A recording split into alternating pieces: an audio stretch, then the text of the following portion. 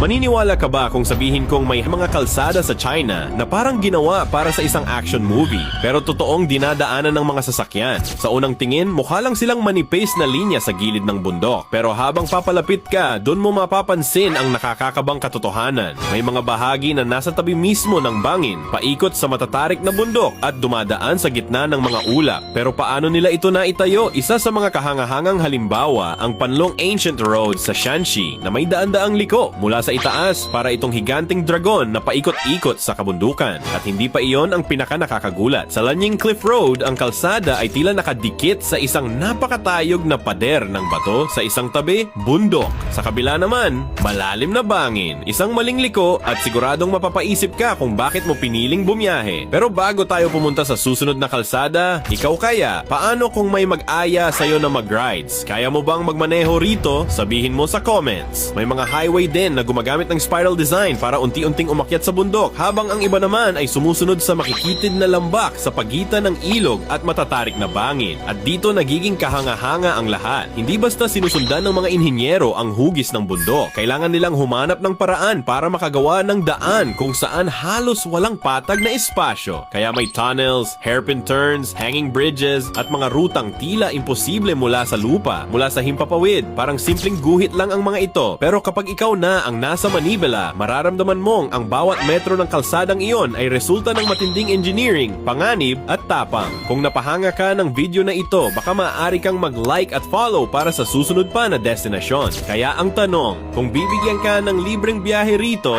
sasakay ka ba o aatras ka agad?